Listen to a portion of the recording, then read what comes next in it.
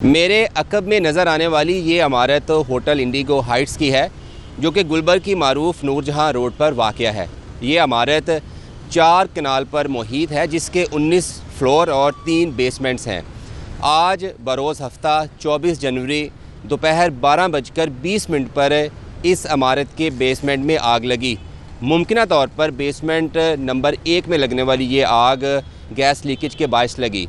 Hotel इंतज़ामिया की तरफ से 12:25 पर रेस्क्यू 1122 को आग की इत्तला दी गई, लेकिन रेस्क्यू के पहुंचने से पहले ही गुलबर्ग पुलिस का ASI अपनी नफरी के साथ यहां पर पहुंच चुका था, जिसने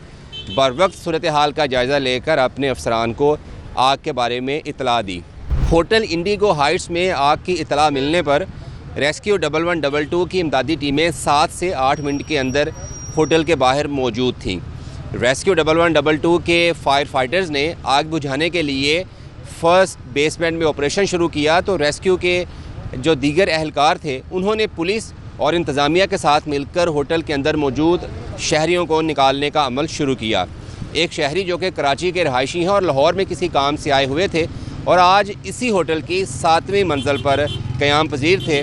उन्होंने बताया कि जैसे ही आग लगी तो इंतज़ामिया की तरफ से होटल में बिजली की कनेक्शन जो सप्लाई थी वो मुनक़ता कर दी गई। जब बिजली की सप्लाई मुनक़ता हुई तो उन्होंने अपने कमरे से बाहर निकल कर देखा कि बिजली क्यों मुनक़ता हुई है, तो बाहर राहदारी में काफ़ी धुआं भरा हुआ था। तो इसी दौरान वो थोड़े से पैनिक हुए और 7वें से 6ठे फ्लोर पर नीचे आए, तो बाकी कमरों के लोग भी बाहर निकल रहे थे। जिसके बाद चंद मिनटों के लिए वो शहरी बताते हैं कि वो ख़ुद भी और बाकी कई लोग उस तरह के जो कि होटल के कमरों में मुकीम थे वो थोड़े से खौफज़दा हुए, लेकिन इसी दौरान रेस्क्यू, होटल इंतज़ामिया और पुलिस के लोग वहाँ पर मौजूद थे या वहाँ पहुँचे और उन्होंने शहरियों को होटल से बाहर निकलने का कहा और उन्हें बताया कि होटल की बैक साइड पर जो इमरजेंसी रास्ता है वहाँ से एग्ज़िट होना चाहिए। होटल में आग लगने के 1 घंटा और 20 मिनट यानी 1:50 पर चीफ सेक्रेटरी पंजाब बज़ाते ख़ुद होटल इंडिगो पहुँचे। उनके साथ कमिश्नर लाहौर, DC लाहौर और दीगर ज़िले इंतज़ामिया के लोग भी थे। चीफ सेक्रेटरी को इस मौके पर रेस्क्यू 1122 के जो डिस्ट्रिक्ट इंचार्ज हैं डॉक्टर शाहिद, उन्होंने ब्रीफ़ किया कि इस वक्त आग की क्या सूरत हाल है और रेस्क्यू 1122 किस तरह से आग पर काबू पाने की कोशिश कर रही है। रेस्क्यू 1122 से ब्रीफिंग लेने के बाद चीफ सेक्रेटरी पंजाब ज़ाहिद ज़मान ख़ान ने होटल के बाहर मीडिया को भी ब्रीफ़ किया। उन्होंने बताया कि अब तक 200 से ज़ायद जो अफराद हैं उनको होटल से बाहिफाजत बाहर निकाला जा चुका है और ये जो इनखला हुआ है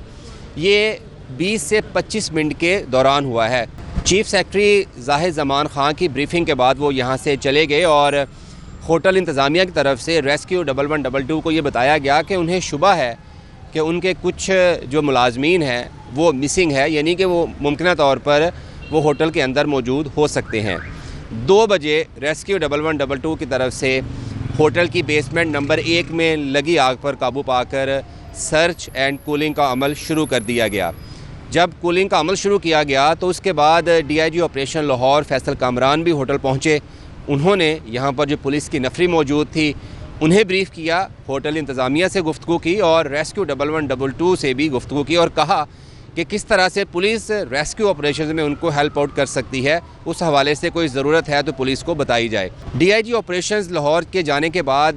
secretary emergency services Punjab doctor Rizwan Naseer यहाँ पे पहुँचे। उन्होंने रेस्क्यू 1122 के ऑपरेशंस का जायज़ा लिया। रेस्क्यू के जो यहाँ पर ऑफिसर मौजूद थे उन्होंने सूरत हाल के बारे में सेक्रेटरी एमरजेंसी सर्विसेज अकेडमी को आगाह किया। इस दौरान रेस्क्यू 1122 होटल के बेसमेंट से 5 अफराद को निकाल कर सर्विसेज हॉस्पिटल मुंतकिल कर चुकी थी। इन 5 अफराद को जो कि होटल के मुलाजमीन थे उनमें से एक का जिस्म जो था वह 30 से 40% झुलस चुका था, जबकि बाकी जो 4 लोग थे वो सफोकेशन की वजह से, दम घुटने की वजह से जो है वो उनकी हालत गैर हुई थी और उनको भी हॉस्पिटल मुंतकिल किया गया था। सर्च ऑपरेशन के दौरान रेस्क्यू 1122 के एहलकारों ने 4 बजे के करीब 2 और लोगों को तशवीशनाक हालत में होटल से निकाला, जिनमें एक ख़ातून और एक जो होटल का मुलाजिम था। दोनों को रेस्क्यू 1122 के ज़रिए सर्विसेज हॉस्पिटल मुंतकिल किया गया, जहां पर डॉक्टरों ने शहरियार जो कि होटल का मुलाजिम था और एक इमरान जो कि होटल का मुलाजिम था, उन दोनों की मौत की तस्दीक की। होटल इंतज़ामिया की तरफ से 4:30 बजे के करीब रेस्क्यू और पुलिस को अपने दोनों मुलाजमीन शहरियार और इमरान की मौत की तस्दीक की और उसके बाद पुलिस और रेस्क्यू की तरफ से इंतज़ामिया से फिर पूछा गया कि क्या कोई ऐसा मुलाजम है आपका जो ताहाल मिसिंग है, ताकि जो होटल का और सर्च ऑपरेशन है इसको ख़त्म करना है या नहीं, इसका फ़ैसला हो सके। होटल में लगने वाली आग पर काबू पाने के लिए आज जो ऑपरेशन हुआ, इस ऑपरेशन में रेस्क्यू 1112 को सपोर्ट उस वक्त मिली जब इमदादी टीमें यहाँ पर पहुँची तो उन्हें पता चला कि होटल का अपना जो आग बुझाने का निज़ाम है वो मुकम्मल तौर पर फ़ाल है। इसीलिए रेस्क्यू 1112 की तरफ से अपने जो फायर टेंडर्स का पानी था वो इस्तेमाल नहीं करना पड़ा, बल्कि होटल का जो फायर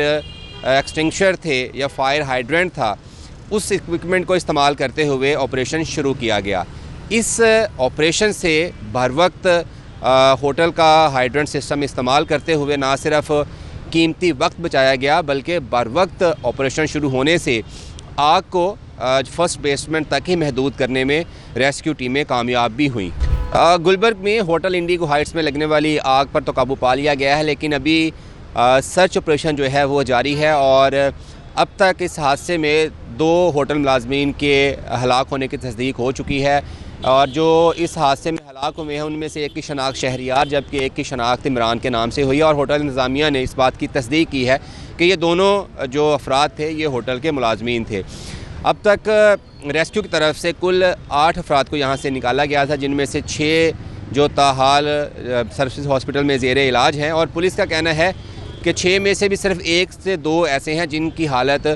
थोड़ी सी तशवीशनाक है, जबकि बाकी को सफोकेशन की वजह से उनकी हालत गैर हुई थी और उनको तिब्बी इमदाद देने के बाद हॉस्पिटल इंतज़ामिया जो है वो जल्द घर भिजवा देगी। Secretary emergency services academy doctor Rizwan sir यहाँ पर मौजूद हैं, ख़ुद जो हैं वो इस ऑपरेशन की निगरानी भी कर रहे हैं और होटल इंतज़ामिया का कहना है